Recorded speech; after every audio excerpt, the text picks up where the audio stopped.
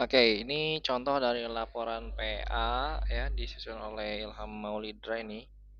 Ini udah saya otak-atik tapi saya akan coba jelasin bagaimana ini bisa dijadikan contoh ya untuk proses eh, pe, pe apa namanya implementasi MDLC di dalam laporannya. Ini kan laporan PA, jadi kita skip aja bagian-bagian itunya.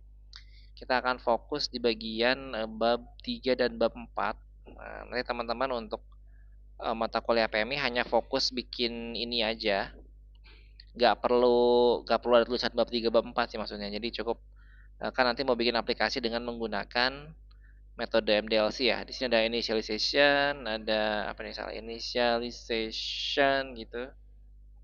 Ada blueprint design, ada asset preparation, ada product development, ada testing dan validation. Nah, jadi kalau di laporan PA itu berarti dibagi dua nih. Bab 3 yang hitam putih itu hanya inisialisasi, blueprint design sampai asset preparation. Ini hitam putih di sini. Ini hitam putih dan berwarna dikit ya di sini. Baru bab 4 ada product development sama testing dan validation. Ada dua bab yang dipisah. Tapi kalau untuk laporan kita satu aja. Kita lihat lanjut ke halaman 12. Nah, 12 loh, kok salah? Belum diedit berarti. Nah, ini bab 3, nih bab 3 ya. Nah, ini nih. Nah, saya Nah, dari sini ada namanya inisialisasi. Nah, inisialisasi ini kalau yang di dalam laporan akhir ini berarti kan SD mana atau SMP mana atau SMA mana atau sekolah mana atau klien mana yang memang punya masalah dan ingin dibuatkan solusi berbasis multimedia. Ini mah cerita masalah kebutuhan.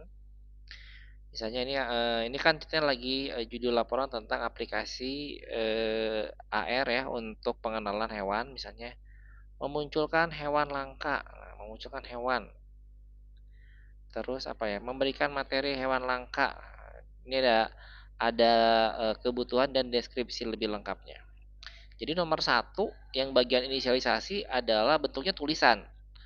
Semakin lengkap, semakin bagus itu artinya kita semakin tahu orang ini atau klien ini mau bikin seperti apa sih fitur-fiturnya kita jelasin di sini. Tabelnya semakin banyak semakin bagus. Artinya proses inisialisasi atau research requirement-nya berhasil. Terus selanjutnya di fase keduanya adalah blueprint design. Blueprint design ini kalau di di aplikasi user journey ya harus bikin user journey. Nah, buatlah di sini kira-kira desain dari bagian hitam putihnya. Makanya sebut blueprint design itu hitam putih biasanya. Kayak gini, kayak gini. Ini kan hitam putih nih. Nah, dibuatlah hitam putihnya.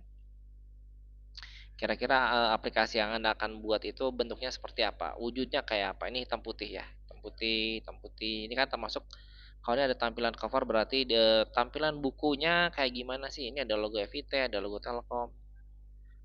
Dibuat sedetail mungkin dan tidak perlu untuk hal-hal yang sama nggak perlu diulang-ulang. Misalnya kayak ini nih, ini kan tampilan isi buku ya ada nama binatang, gambar binatang, penjelasan soal binatang dan scan AR. Ini nggak usah harimau sama singa dibedain, toh sama-sama binatang, jadi ini cukup bisa mewakili satu karena kebetulan sama. Kalau beda baru, misalkan ini halaman buku ini marker ini beda ya, mungkin memang dibedain kalau desainnya beda. Tapi kalau sama nggak usah.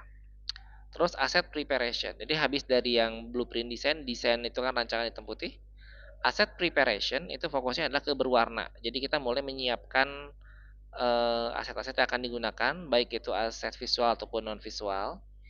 Nah, dan bentuknya adalah potongan-potongan aset. Nah, kayak gini ini kan ada potongan-potongan ya entah akan dipakai atau tidak ya kita siapin dulu lah. Ya ini ada yang begini, kemungkinan ini mungkin akan diganti. Termasuk binatang-binatangnya disiapin dulu. Suara-suara disiapin dulu. Skripnya kalau ini mau pakai Jetchill silakan disiapin dulu. Kalau misalkan mau pakai Foria boleh disiapin dulu Forianya. Ya teman-teman disiapin dulu. Ini jadi sampai saat ini tuh kayak kita udah siapin beberapa aset untuk dimasak gitu ya. Jadi inisialisasi kebutuhan usernya udah ada, si bagian desain blueprintnya udah ada, si aset-aset yang akan dipakai udah ada. Bab 3 ini persiapan. Bab 4 baru kita mulai masak atau implementasi dan pengujian. Di sini namanya product development. Product development itu juga macam-macam. Misalnya kalau yang di bagian sini ada proses pembuatan cover buku. Karena outputnya adalah buku di sini, berarti dia akan menceritakan product development menggabungkan aset-aset yang tadi sudah ada di bab atas untuk bikin buku. Karena bagian sini outputnya adalah bukunya. Nah, termasuk bikin rancangan marker ya. Terus jadi penggunaannya itu bisa dengan berbagai macam software, bisa dari Photoshopnya, bisa ada pakai apa nih? Dia pakai Corel ya. Ini Photoshop sih kayaknya. Ini apa?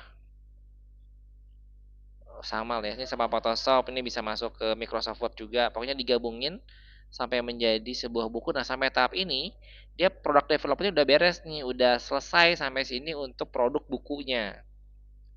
Kemudian selanjutnya ini ada produk aplikasinya. Aplikasi berarti ini di bagian Unity, boleh digabungin sini asetnya. Kemudian Anda bisa membuat apa ya? Semacam screenshot apa yang Anda kerjakan di sana sampai ini akhirnya menjadilah aplikasi. Nah, sampai sini ya. Nah, sampai tahap sini teman-teman berarti proses product development sudah selesai. Anda udah ngedesain 1, 2, 3 hitam putih, 1, 2 hitam putih, 3, 3, 4 itu berwarna tapi potongan-potongan. Jadi kalau Anda udah berhasil membuat seperti itu, sampai tahap product development Anda udah beres bikin laporannya. Jadi nggak perlu semua nggak semua ditulis, ya cukup perwakilannya aja. Terakhir adalah testing dan validation. Untuk testing dan validation ini ada dua juga. Pertama adalah pengujian black box. Ya black box testing nanti black box testing ini lebih ke arah apakah yang Anda buat sesuai dengan yang diharapkan atau diminta sama si klien ya. Misalnya tadi dari apa ya? Bentar. Ya ada banyak nih, tapi contoh aja lah ya. Ini sebetulnya untuk materi hewan langka misalkan. Untuk materi hewan langka kalau saya masukin ke markernya adalah gajah Sumatera, apakah dia muncul gajah Sumatera? Nah, dari hasil yang diuji ternyata benar nih ada gajah Sumatera, berarti berhasil. Ini sama detail juga sama seperti waktu kita bikin user requirement atau inisialisasi. Jadi semakin detail semakin bagus karena setiap fitur diuji coba. Cuman di sini memang agak beratnya karena setiap fitur harus diuji, nggak boleh perwakilan. Ini terbalik dengan desain. Kalau desain satu aja cukup, nanti tinggal di copy paste dianggap sama nggak masalah. Tapi kalau ini nggak boleh. Kalau yang ini setiap tombol harus harus dicoba dan dilihat hasilnya. Karena biasanya kalau di software development suka ada namanya bug testing ya. Bug testing itu jadi memang dimainin si software itu dari awal sampai akhir sampai selesai. Nah, kaitannya dengan ini untuk yang dokumen yang ini teman-teman harus menguji coba dulu ini sampai selesai dan buat dokumen ini sampai beres baru kemudian Anda bisa membawa aplikasinya untuk dicoba ke teman-teman di luar prodi TRM untuk dibuatkan video reaksinya. Ini juga udah banyak nih ya, pokoknya banyak lah, ini paling banyak sih. Oke, nah terakhir, nah ini akan masuk ke materi yang juga harus Anda coba juga di sini. Nanti ini akan saya split videonya khusus saya akan membahas soal UX ya, User Experience Question. Jadi nanti di laporan akhir untuk asesmen 3-nya juga, selain tadi ada black box testing, hasil dari black box testing, itu kan ada namanya testing dan validasi ya. Kalau testing berarti menguji fitur. Nah, kalau validasi ini sebetulnya dicoba ke user, ke user terus tanggapan user bagus atau jelek sih si aplikasi ini kira-kira bisa dijawab dengan menggunakan grafik ini. Dan di grafik ini nanti kalau paling gampang ya, selama si titiknya ada di yang warna hijau berarti tulisannya adalah above average ya, di atas rata-rata, berarti cukup bagus lah. Mendekati hijau tuh good sama excellent. Tapi kalau yang ini nih dekat-dekat orange, nah berarti ini agak jelek nih.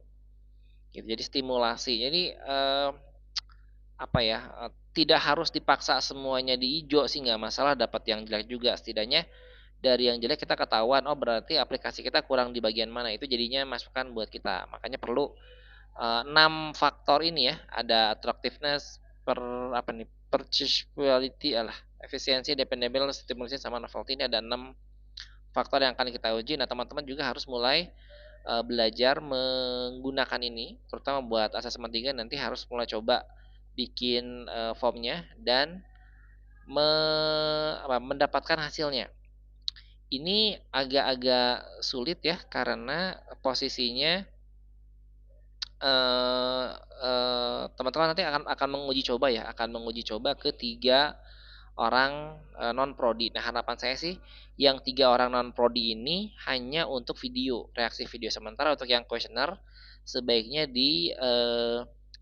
apa ya, disebar juga kuesionernya ke teman-teman sekelas atau lintas kelas supaya jumlah, datanya bisa lebih banyak. Karena kalau sedikit ini datanya suka ngaco nanti ya.